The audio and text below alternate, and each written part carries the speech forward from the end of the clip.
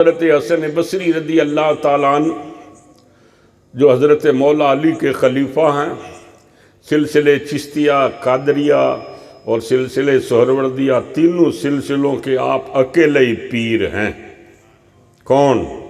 हसन बसरी रदी अल्लाह ताला अन्हु। इनके पड़ोस में किसी एक बाई का मकान था। वो औरत थी विधवा।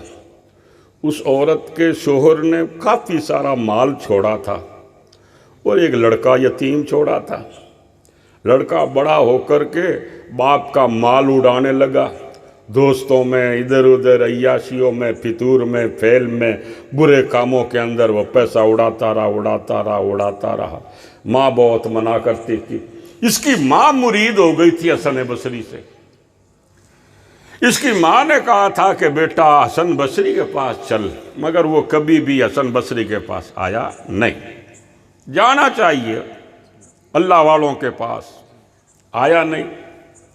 करते करते वो गलत लत पड़ गई, गलत आदतें पड़ गई, बीमार हो गया, इतना बीमार कि अब मरने के करीब, अब मरे। अब जिस रात जैसे कि अब सुबह मर जाएगा, उसकी माँ पास में बैठी थी। उसकी माँ से उसने कहा, माँ मैं बहुत गुनहगार हूँ, मैं मर जाऊँगा। मेरी माँ जब मैं मर जाऊँ ना, तो कहा हाँ। कहा तुम्हारे पीर साहब से कहना कि मेरे जनाजे की नमाज पढ़ते हैं।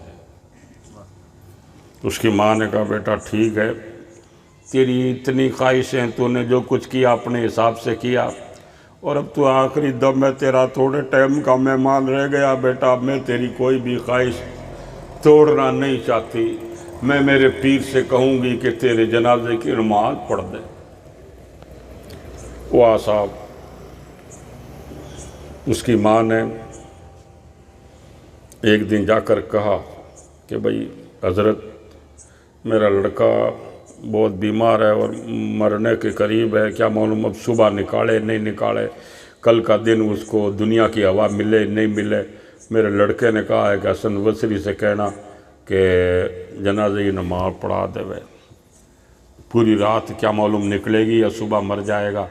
हज़रत मैं आई हूँ, आप मेरे बेटे की जनाजे की नमाज पढ़ा दें। हसन बसरी ने कहा तेरे बेटे को कभी मैंने जुमे के दिन भी मस्जिद में नहीं देखा, तेरे बेटे को ईद के दिन भी नहीं देखा। तेरे बेटे को इतना तूने कहा कि जा हसन बसरी के पास, वो आया नहीं, इसलिए मैं ऐसे लड़के की जनाजे की नमाज नहीं पढ़ाऊँगा, किसी और से पढ़वा लेना।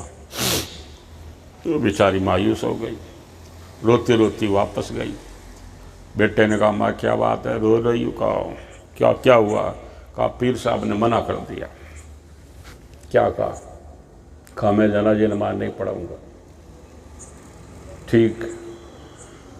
उसने कहा माँ कोई बात नहीं, पीर साहब नहीं पढ़ा, कोई बात नहीं, लेकिन एक काम करना, मैं जब मर जाऊँ ना। कहा हाँ।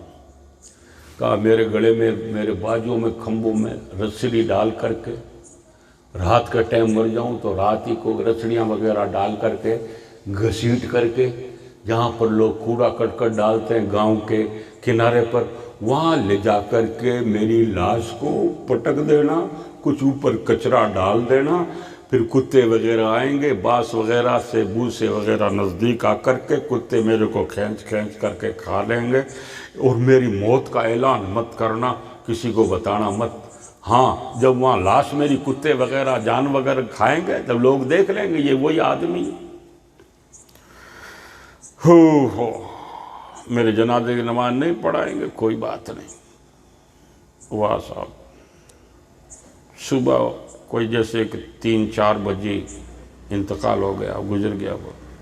माँ ने आँखों पर पट्टी बांध दी, मुँह पर पट्टी बांध दी, माँ बैठी बैठी रो रही है। 4 बज गई, 5 बज गई, फजर की अजानें वगैरह हुई, लोगों ने नमाज़ें पढ़ी। ये बेचारी, इसने कह दिया था बेटे ने कि मेरा ऐलान मत करना माँ कि मैं मर गया हूँ। मेरे को तो बस क्या है कि या तो रात को और रखना, रात का टाइम ले जाना। तो अभी फजर की नमाज भी थी, ये माँ अंदर ही बैठी हुई थी, अंदर से दरवाज़ा बंद। इतने में दरवाज़ा खटखटाया किसी ने। इस औरत ने आकर दरवाज़ा खोला। दरवाज़ा खोलते ही देखा कि डेले के ऊपर हसन बसरी खड़े। हसन बसरी खड़े। कहा हुजूर आप? फरमाया हाँ। किस लिए आए हो? कहा तेरे बेटे की जनाजे की नमाज पढ़ाने आया हूँ। कहा आप तो इनकार कर गए थे। कहा इनकार तो कर दिया था मैंने मेरे हिसाब से। कहा आ कैसे गए? कहा उसकी रहमत के हिसाब से आ गए। कहा क्या हुआ? कहा मुझे अल्लाह की तरफ से इल्हाम हुआ, आवाज आई, हसन बसरी वो शर्मिंदा हो चुका है और उसने अपने लिए ये माँ से वसीयत कर दी है, हसन बसरी अगर उसकी जनाजे की नमाज नहीं पढ़ाई तो मैं मेरे दोस्तों की लिस्ट से तेरा नाम निकाल दूंगा, जाकर जनाजे की नमाज पढ़ाओ उसकी। फरमाया अल्लाह के हुक्म से आया हूं। तो दोस्तों कोई कितना ही गुनहगार और पापी क्यों न हो, उसकी रहीमी और करीमी को प्यार आ ही जाता है। वो अपना फजल फरमा देता है, करम फरमा देता है। ऐसा करम फरमाने वाला, फजल फरमाने वाला